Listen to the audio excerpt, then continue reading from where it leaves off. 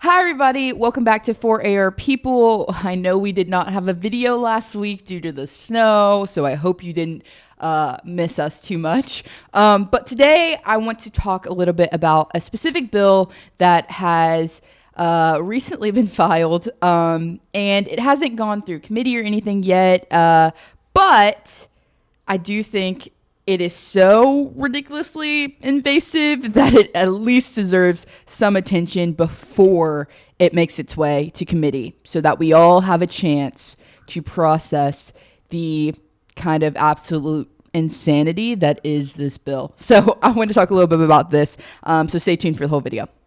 All right. So House Bill 1554 was filed by Representative Alyssa Brown, who is a newcomer on the Republican side of the aisle.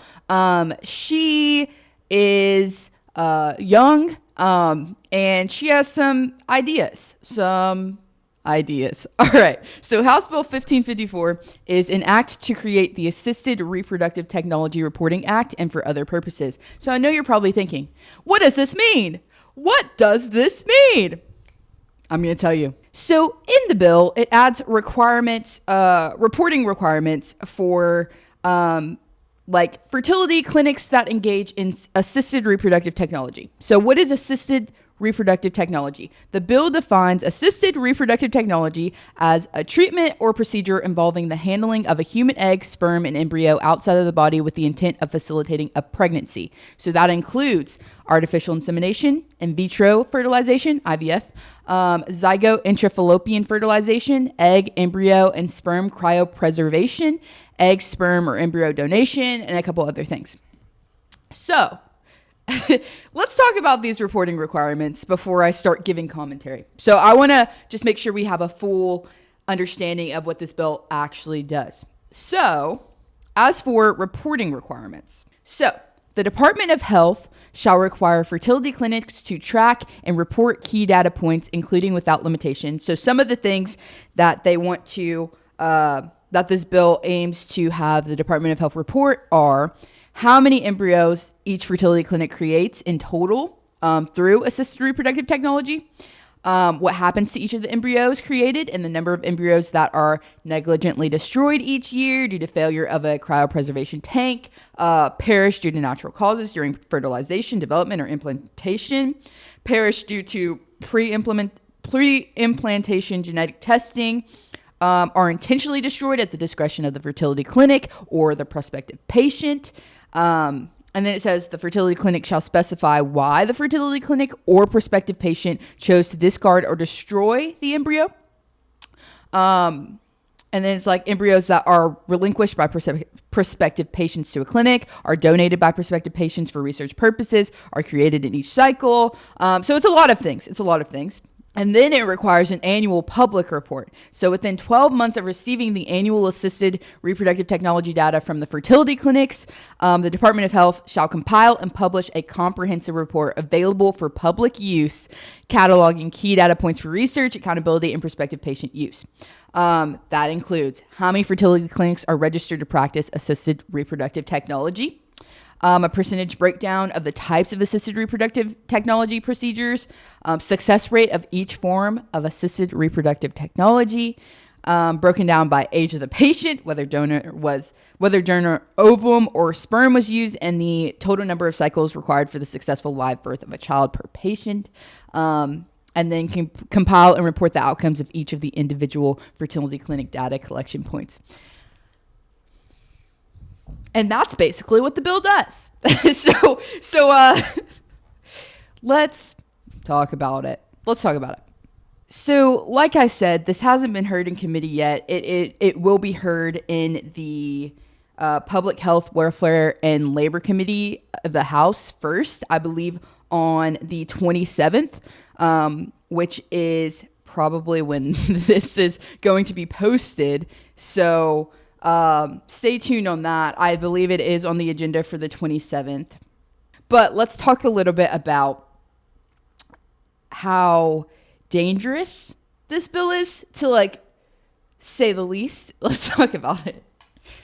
All right. So my first concern with this is that I feel as though and I don't know much about HIPAA. I'm not a HIPAA expert, but it seems as though people go to fertility clinics with the assumption of privacy would be my main thing. It's like people go to these fertility clinics and engage in these assisted reproductive technology procedures under the guise that that will be private and personal to them.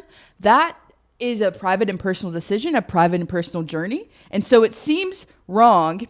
You know what? Not seems. I think it is wrong to track the results, to track what happens to those embryos, to track like the reasoning for discarding embryos and like things like that. Like that seems as though that is not okay.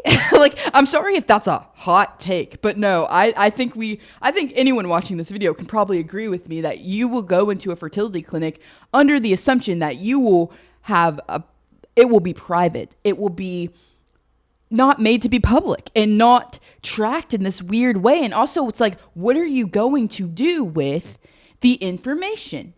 What are you going to do? Are you going to hold these fertility treatments accountable for what? For what? For aiding people in their family planning journey? Like, come on.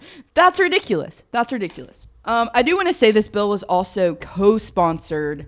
The Senate sponsor is Senator Dotson. So I do want to point that out just before we get into more commentary on this. So the bill has language that says the information reported under this section shall not include any personally identifiable information and shall only include statistical aggregate information. I'd argue though that, and I'm sure that was to protect from any HIPAA violations. But I'd argue though that to track the reasoning or like the discretion of the fertility clinic or the prospective patient, because under the reporting requirements, it says to report any embryos that are intentionally destroyed at the discretion of the fertility clinic or the prospective patient. I think the reasoning for why people do things is, especially when it relates to this whole process, I think the reasoning is personal enough for my comfort. That to me is like personal information of why someone did something. It's like, who are you to ask why I do what I do? Like, I don't know, y'all. I'm spiraling because this is insane and dangerous. I'm spiraling because it's insane and dangerous. And yeah. So listen, this is invasive and we don't want it and we don't need it. But guess what? Guess what we do need? Maternal health care. We need to take care of Arkansas mothers. We do not need to track the people who are just trying to be mothers. Let's take care of Arkansas mothers. I'm sorry. I crashed out completely in this video. I'm so sorry. What would you expect anything less of me? Come on. This is ridiculous. So, yes, I just wanted to bring attention to this bill. Thank you so much for watching this video. Call the people on the House Public Health, Welfare, and Labor Committee. Please, and tell them we do not want House Bill 1554. And call Representative Alyssa Brown. Call Senator Jim Dotson. This is a complete overreach. It is invasive. It does not protect in the way that maybe it's intended to. I don't know.